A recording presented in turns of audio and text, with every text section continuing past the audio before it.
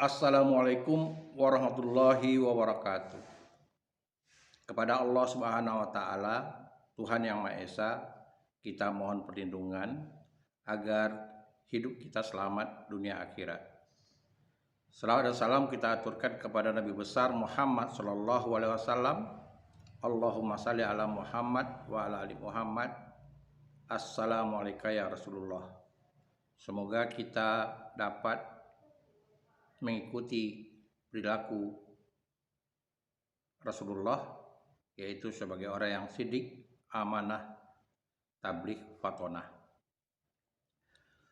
Saudara-saudara sekalian, para guru, para siswa, dan para mahasiswa yang hobi atau suka dalam bidang bahasa, khususnya dalam bidang sanggar sesastra, kali ini kita akan bicarakan tentang kemampuan berbahasa yang menggunakan untuk memanfaatkan media sosial.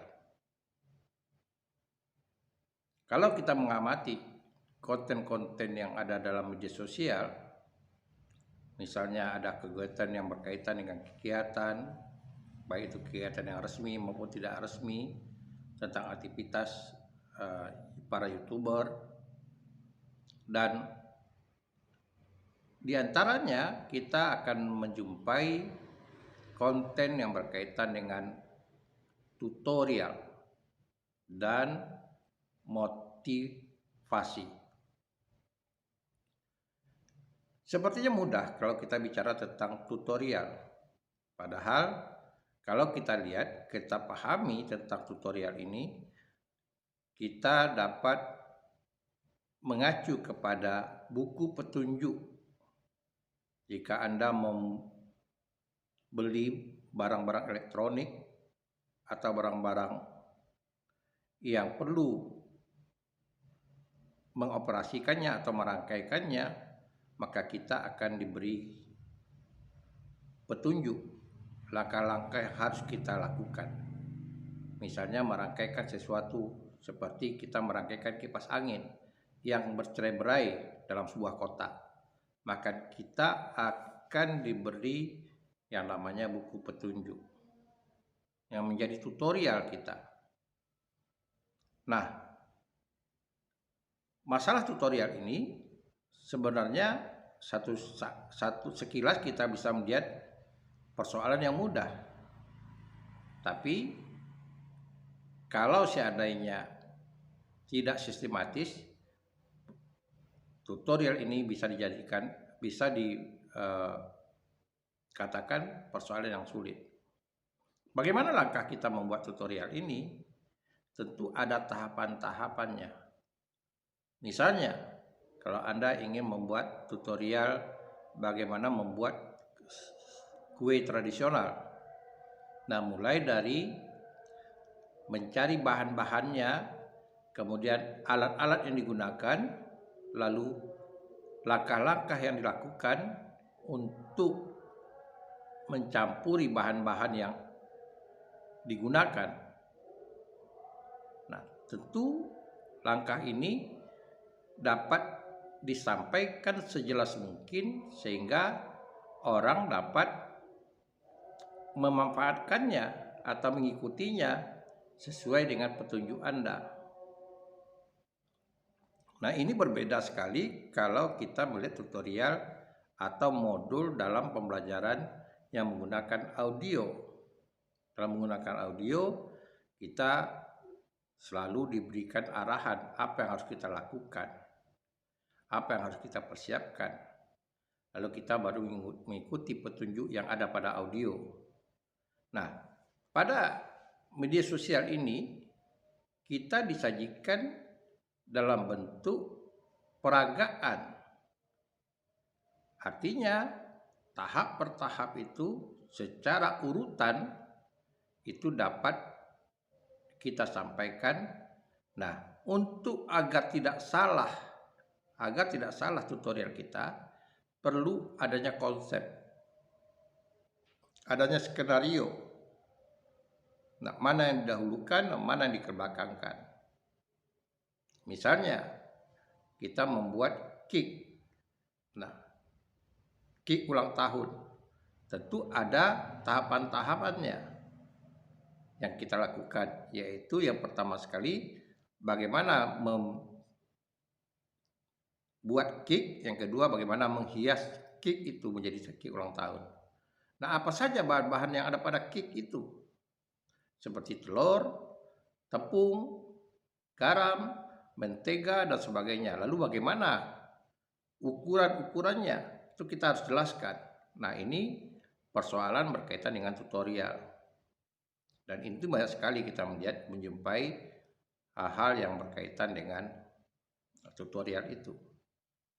Dan bagaimana caranya agar kita bisa mentransfer ilmu. Tujuan tutorial itu adalah mentransfer ilmu dengan semudah mungkin. Itu tujuan dari tutorial itu. Langkah kedua adalah langkah yang perlu dipahami itu di samping langkah-langkah bagaimana masaknya, kemudian bagaimana sampai ke proses akhir dari hasil yang ingin dicapai. Jangan sampai hasilnya tidak sesuai dengan apa yang diharapkan. Jadi kalau kita bicara tentang kick ulang tahun misalnya, ya kita harus lihat kicknya, lalu nanti bagaimana membuat krimnya, bunga hiasan-hiasan di sampingnya, dan bagaimana pula caranya kita membuat misalnya tulisan-tulisan yang ada, apa bahan-bahan yang mau kita gunakan. Nah, ini yang harus jelas. Apakah bahan-bahan itu adalah bahan-bahan yang bisa dibeli jadi di toko kue, atau memang cukup diaduk sendiri kayak kemang gula dan sebagainya. Saudara-saudara sekalian, nah tentu tutorial itu langsung dipraktekkan, langsung dilihat orang bagaimana hasilnya yang didapat. Jadi tidak sekedar kita memberikan tutorial seperti halnya kita hanya berceramah saja, tapi kita melakukan actionnya. Yang kedua, persoalan yang berkaitan dengan kemampuan bahasa, yaitu motivator. Sebagai motivator, bahkan orang menjadikan sebagai sebuah lapangan kerja. Bahkan pada instansi tertentu sengaja melatih atau membangun kerjasama tim itu dilakukan atau diundang motivator untuk meningkatkan produktivitas. Itu dilakukan dengan mengundang seorang motivator. Nah, perlu diketahui motivator itu yang pertama sekali adalah kecekatan dia berbahasa, keterampilan dia berbahasa.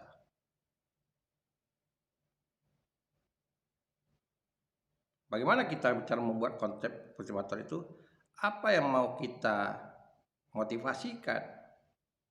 Misalnya berkaitan dengan kiat-kiat bisnis, memotivasi orang bagaimana membangun bisnis, kiat-kiatnya itu bagaimana menjadi orang sukses dalam bidang bisnis. Nah, tentu kita mencari rumusannya. Dari mana bahan yang kita bisa dapat? Ya tentu salah satu diantaranya dari kiat-kiat yang pernah dilakukan oleh orang-orang yang sukses. Nah, biasanya orang-orang sukses selalu diundang oleh orang sebagai narasumber, dan mereka akan mengemukakan apa rahasia suksesnya dalam bidang usahanya, dan lalu bagaimana pula ia menghadapi kegagalan agar rintangan-rintangan dari kesuksesan itu dapat dicapai, dapat diatasi. Nah, dari bahan-bahan itu kita bisa menyimpulkan atau mengambil intisari orang-orang yang sukses. Tentu ada titik temunya dan ada titik pisahnya. Artinya pasti ada kesamaan orang-orang sukses itu, kiat-kiatnya. Misalnya kesamaannya bekerja keras. Yang kedua, menguasai bidang misalnya. Bidang yang ingin kita dalami. Kemudian menyukai bidang itu. Lalu ada juga yang mengatakan bahwa bawahan jadi teman untuk menaruh kepercayaan itu. Lalu berani bereksperimen, mencoba. Bahkan ada yang mengatakan bahwa seorang sukses itu berani menyerempet risiko. Karena katanya kesuksesan itu berdampingan dengan kegagalan. Jadi ada dua kemungkinan. Orang yang sukses bisa jadi karena dia selamat dari kegagalan. Orang yang gagal karena dia tidak berhasil meraih kesuksesan. Nah, materi ini yang perlu dipahami. Nah, tentu kita berkaitan dengan materi yang mau disukai. Apa materi yang disukai? Trennya. Tentu dasar kita membuat tutorial ini adalah dari segi konsumen atau yang mendengarkan. Siapa yang mendengarkan?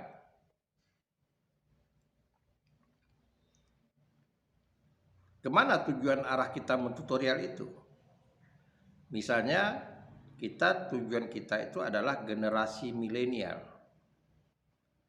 Nah, generasi milenial ini artinya generasi yang sekarang lagi gemar-gemarnya aktif dalam media sosial.